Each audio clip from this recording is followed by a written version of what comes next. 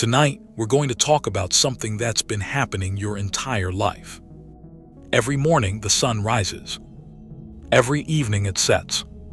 You've watched it move across the sky thousands of times. You've planned your day around it. You've trusted it completely. But here's what nobody tells you. Almost everything you see when you look at the sun is a lie. The light hitting your eyes right now, it's not from today. The position you see the sun in, wrong. The color you see, not real. The silence of space around it, hiding something violent beyond imagination. And the sun you think you understand, the stable, reliable star at the center of our solar system, is actually a chaotic, dying, explosive engine that is actively trying to kill everything on this planet. And it has been lying to you about all of it. Every single day. By the end of tonight, you are going to look at the sun differently. Not just scientifically differently, fundamentally differently. The way you looked at the sky as a child versus the way you look at it now. Except this time, the shift is bigger. Before we get started, if you love exploring the depths of space as much as we do, take a second to like the video or subscribe.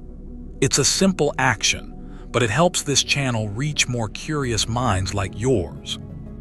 Now let's begin. Right now, if you glanced at the sun, and please don't, the light entering your eyes left the surface of the sun approximately 8 minutes and 20 seconds ago. That doesn't sound like much, but think about what that actually means. You are not seeing the sun as it is. You are seeing the sun as it was 8 minutes ago. The sun you are looking at does not exist anymore. It existed 8 minutes ago. What's happening on the sun right now, this exact second, is completely invisible to you, completely unknown. A massive solar flare could have erupted 30 seconds ago and you would have no idea. You'd find out in 8 minutes when the light from that explosion finally reaches you. But here's where it gets stranger.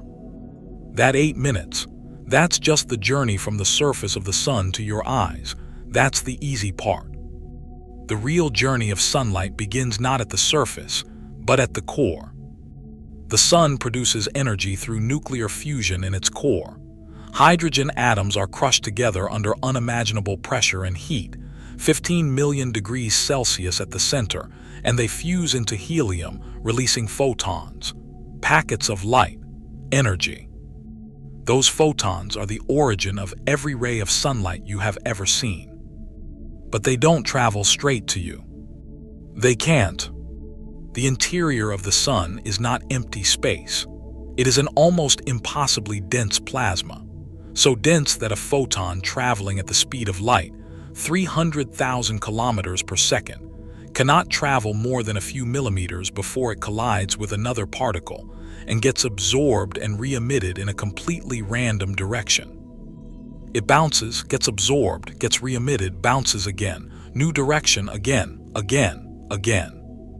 This is called the random walk, and it is agonizingly slow. Scientists have calculated how long it takes for a photon born in the core of the sun to fight its way through the dense plasma of the radiative zone and finally reach the surface. The answer is somewhere between 10,000 and 100,000 years. Let that settle for a moment. The light touching your skin right now, that warmth you feel on a summer afternoon, that energy began its journey inside the sun somewhere between 10,000 and 100,000 years ago. When that photon was born in the core of the sun, humans were in the Stone Age. We hadn't invented agriculture yet. We hadn't built a single city. We hadn't written a single word. And that photon was already on its way to you. It spent thousands of years bouncing randomly through the interior of the sun, losing direction, getting absorbed, getting re-emitted, making almost no progress. Then it finally reached the surface. Then it spent 8 minutes crossing the 150 million kilometers between the sun and Earth. And then it hit your face. The sunlight warming you right now is not today's sunlight.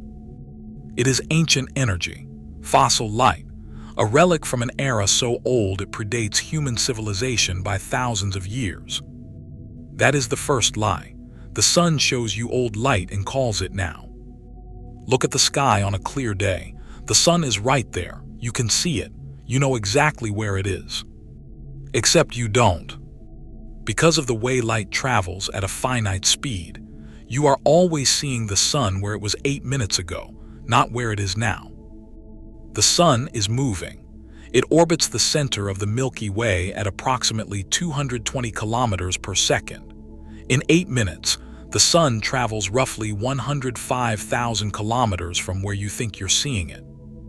That's about 1/3 of the distance from Earth to the moon.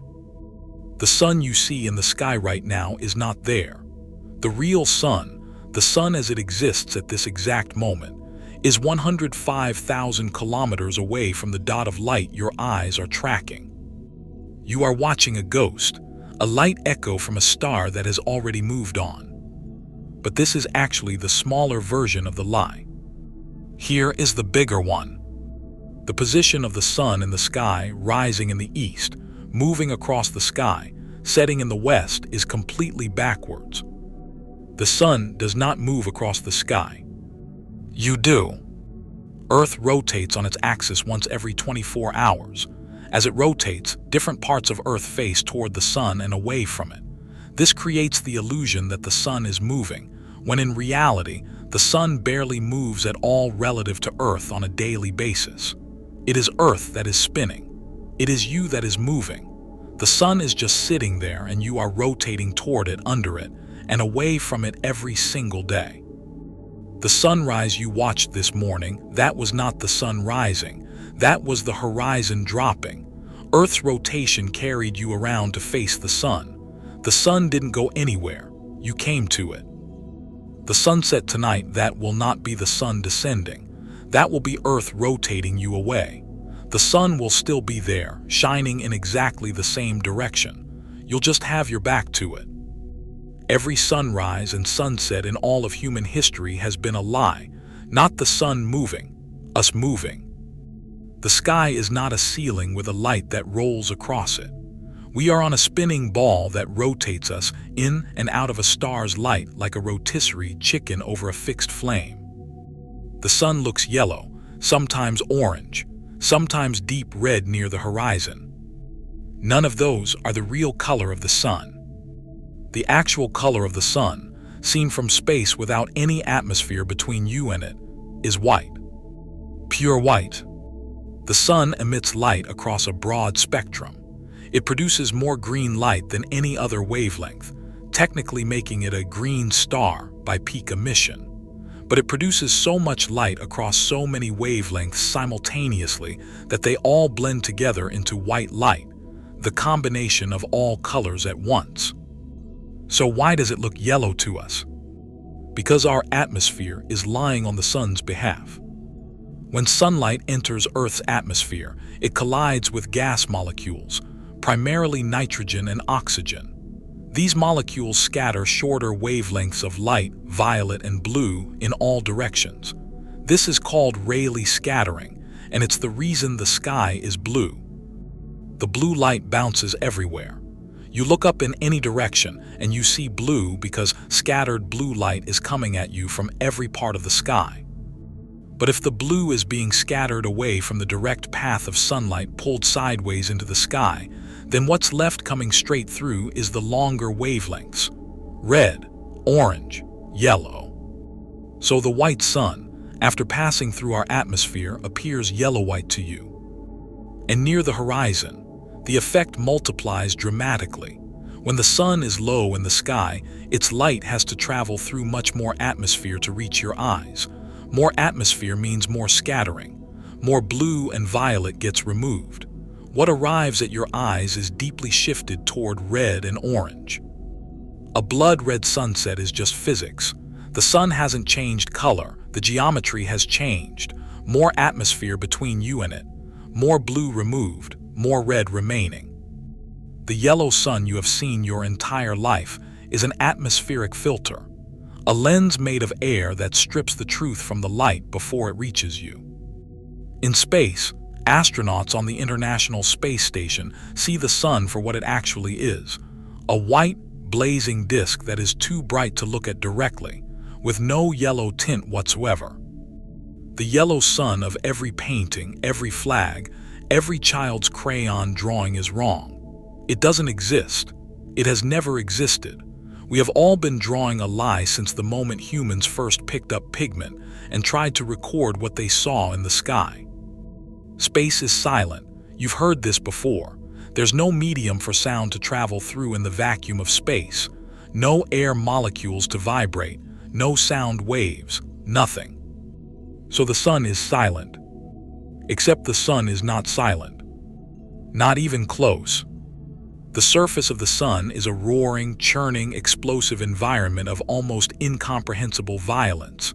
Giant convection cells, called granules, each one the size of Texas, rise to the surface, dump their heat and sink back down. Millions of them, all moving simultaneously, all the time. Solar flares explode from the surface. Eruptions of energy so powerful they release the equivalent of billions of nuclear bombs in seconds. Coronal mass ejections hurl billions of tons of magnetized plasma into space at millions of kilometers per hour. Sunspots form regions of intense magnetic activity that suppress convection and appear darker because they're cooler than the surrounding surface, though cooler is relative. A sunspot is still 3,500 degrees Celsius. That's hotter than most stars. The solar wind, a constant stream of charged particles, erupts outward in all directions at 400 to 800 kilometers per second continuously, never stopping, never pausing. All of this is happening right now, right at this moment, on the sun. And you hear none of it because space carries no sound. But scientists have found a way to hear it anyway. The sun vibrates. Like a bell that has been struck and keeps ringing, the sun oscillates at multiple frequencies simultaneously. These oscillations are caused by the same convective motion and acoustic waves that churn through the solar interior. They move the surface of the sun up and down by several kilometers, barely noticeable on something 1.4 million kilometers in diameter, but detectable. Scientists have converted these oscillations into sound waves, speeding them up to a range human ears can hear. What they found was extraordinary. The sun doesn't just make noise, it makes music. Deep, resonant, complex tones like a massive organ played by physics itself, overlapping harmonics, standing waves, rhythmic pulses. And by listening to these oscillations, a field called heliosysmology, scientists can actually see inside the sun. The way seismologists use earthquake waves to map the interior of Earth, heliosysmologists use solar oscillation to map the interior of the sun. They can detect what's happening thousands of kilometers below the surface. They can track material flowing inside the sun. They can find active regions before they emerge on the surface. The silent sun is screaming in frequencies we can't hear, singing in oscillations we can only detect with instruments, roaring with a violence that would dwarf anything in human experience. The silence is not the sun's truth. The silence is our limitation. Of all the lies the sun tells, this one is the most dangerous. The sun looks stable. It rises predictably. It sets predictably. It has done this for 4.6 billion years. It will do this for another 5 billion years. It is the most reliable thing in our sky. But the sun is not stable. It is a nuclear explosion in slow motion, and sometimes it is a nuclear explosion in fast motion. In 1859, a telegraph operator in Boston sat down at his machine. The telegraph system had recently revolutionized communication across America. Operators sent electrical signals through copper wires strung across the country. It was the internet of its time. Then something strange happened. The wires began sparking, spontaneously, without anyone sending signals. Telegraph operators who touched their equipment received electric shocks. Some telegraph machines caught fire. Operators reported that they disconnected their machines from their power sources, and the machines kept working. The current was coming from somewhere else, from the air itself. At the same time, auroras, the northern and southern lights, normally confined to the polar regions, were visible as far south as Cuba and Hawaii. People in the northeastern United States could read newspapers by the light of the aurora at midnight. What had happened?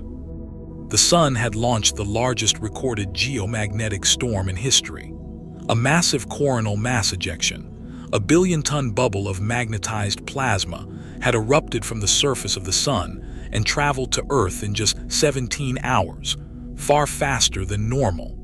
When it struck Earth's magnetic field, it induced electrical currents in every conductor on the planet. This event is called the Carrington event, named after the British astronomer Richard Carrington, who observed the solar flare that caused it. In 1859, the most advanced electrical technology on Earth was the telegraph. The damage was significant but manageable. Now imagine the same event happening today.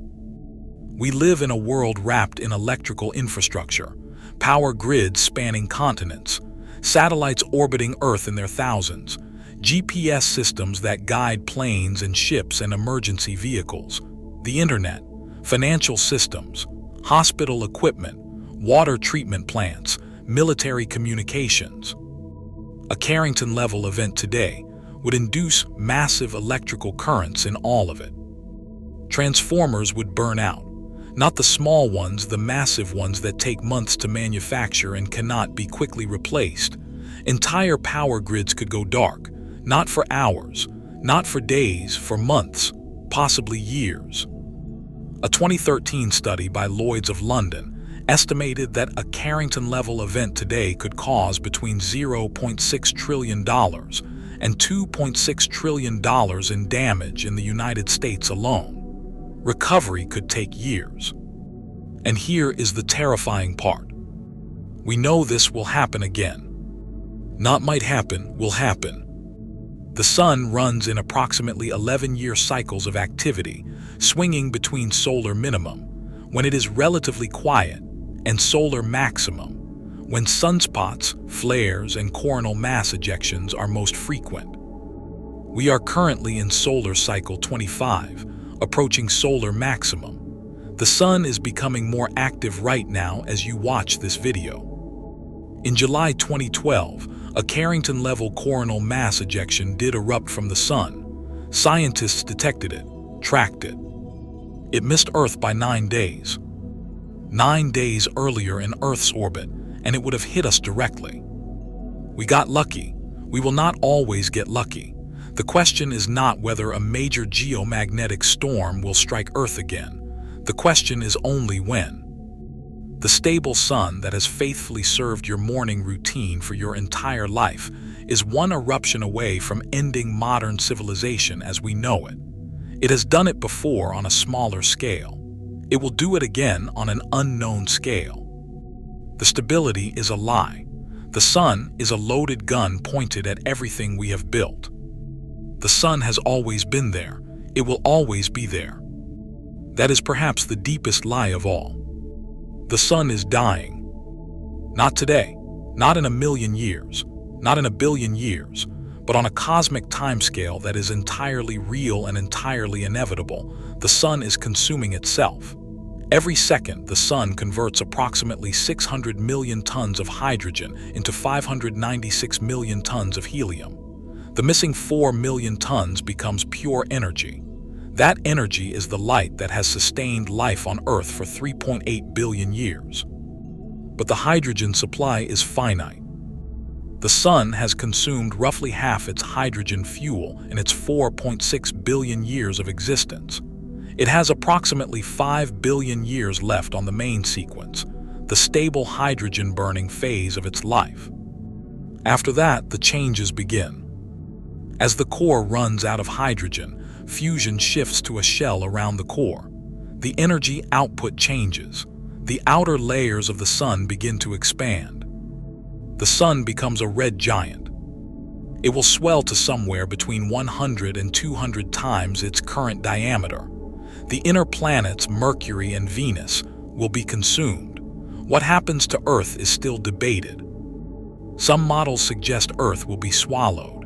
Others suggest Earth will spiral outward as the sun loses mass and its gravitational grip weakens, narrowly escaping.